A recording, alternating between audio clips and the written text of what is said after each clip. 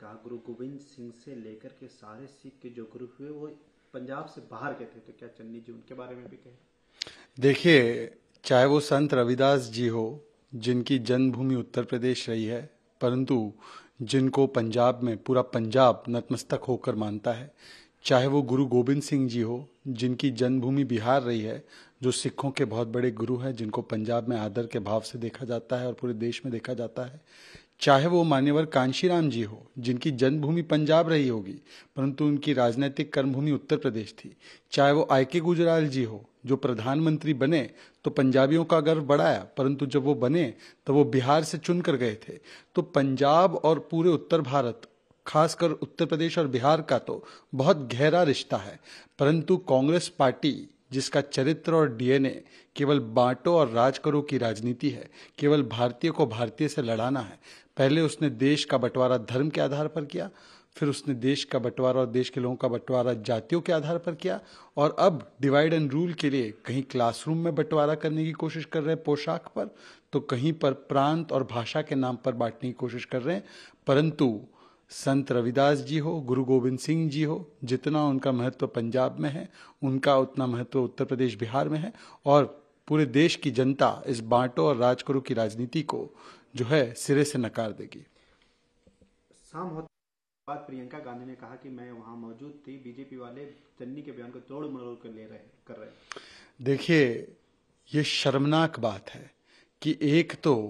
आप घाव पहुंचाते हैं और फिर प्रियंका वाड्रा उस घाव में नमक छिड़कने का काम करती है, जब वो कहती है कि चन्नी के बयान में कोई गलत चीज़ नहीं कही गई, उन्होंने जो भी कहा सही कहा। ये बताता है कि किस प्रकार से गांधी परिवार के मन में, गांधी वाड्रा परिवार के मन में उत्तर प्रदेश के लिए कितना जहर और नफरत है। क्या राहुल गांधी ने जो बयान दिया था पूरे उत्तर भारत के लोगों को अपमानित करने वाला, क्या उस बयान को भी लोग समझ नहीं पाए?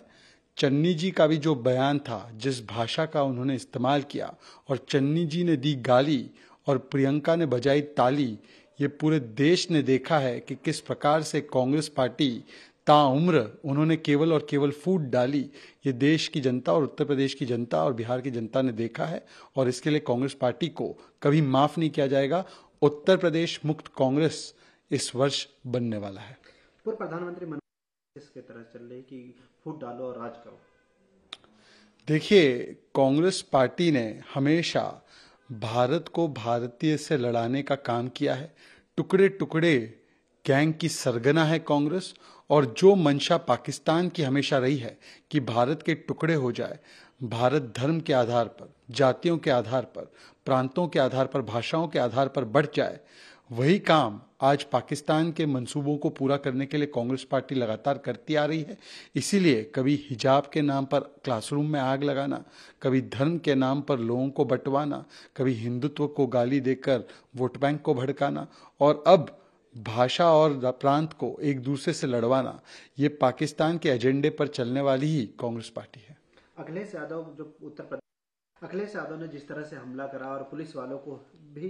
उन्होंने कहीं ना कहीं अपने अपने हमले के जद में लिया, और उन्होंने दूसरा सवाल उसके साथ ये भी कहा कि दोनों फेस में समाजवादी सेंचुरी बना दी।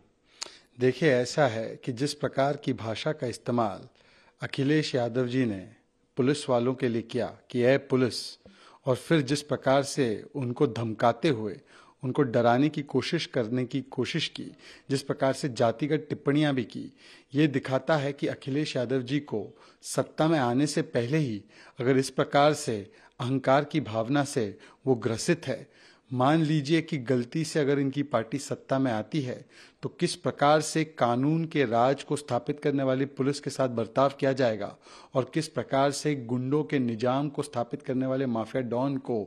एक प्रकार से संरक्षण दिया जाएगा, ये इस बयान से पूर्ण तरीके से स्थापित होता है। सवाल ये भी पैदा होता है कि कभी तो अखिलेश यादव जी को जब यूपी एटीएस आतंकियों पर कार्रवाई करती है तो उन्हें यूपी एटीएस पर भरोसा नहीं होता, कभी वो इस प्रकार की भाषा जो पुलिस आज इलेक्शन कमीशन के तहत काम कर रही है उनकी निष्पक्षता पर सवाल उठा देते हैं। तो इस प्रकार से पुलिस वालों पर अविश्वास, पुलिस वालों के प्रति इस प्रकार का बर्ताव और आतंकियों के लिए नरमी, ये अखिलेश यादव जी के राजनीति का चरित्र बन चुका है। जहां तक शतक मारने की बात है तो हाँ, एक चीज में तो 2 फेज में शतक मारी है। जो आपराधिक प्रवृत्ति के, दंगाई प्रवृत्ति के, जो कानून व्यवस्था को चोट पहुंचाने वाले प्रवृत्ति के लोग हैं, उनको टिकट देने में अखिलेश यादव जी ने जरूर शतक पार किया है। एक आखिरी सवाल, जिस तरह से हिजाब पूरे देश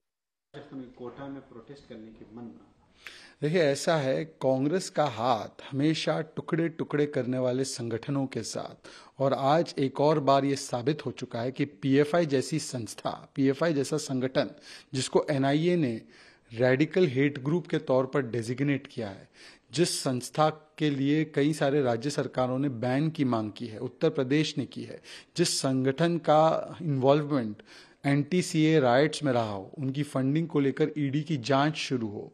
ऐसी संस्था को, ऐसे संगठन को लेजिटिमाइज करना, उनको मान्यता और स्वीकार्यता देना, उनको परमिशन देना कि वो मार्च निकाले और हिजाब के नाम पर आग फैलाए, ये कांग्रेस पार्टी का ये चरित्र बन चुका है। क्योंकि कांग्रेस पार्टी ने पहले भी पीएफआई के साथ, कर्नाटका में एसडीपीआई, उसकी पॉलिटिकल विंग के साथ गठबंधन करने का काम किया। ये हिजाब मामले में भी पहले कैंपस फ्रंट ऑफ इंडिया ने इस मामले को उठाने का काम किया और इसमें आग लगाने का काम कांग्रेस पार्टी ने किया। तो देश के टुकड़े टुकड़े करने के लिए कांग्रेस पार्टी और पीएफआई का तो पहले से महागठबंधन है, और इसीलिए उन्होंने वहां पर पीएफआई को, राजस्थान में जहां उनकी सरकार है, उन्हें ये इजाजत दी कि वो मार्च निकाले, दंगे भड़काए, क्योंकि हिजाब केवल बहाना है, वोट बैंक को भड़काना है, वोट उत्तर प्रदेश में कमाना है, यूपी के वोट पर निशाना है।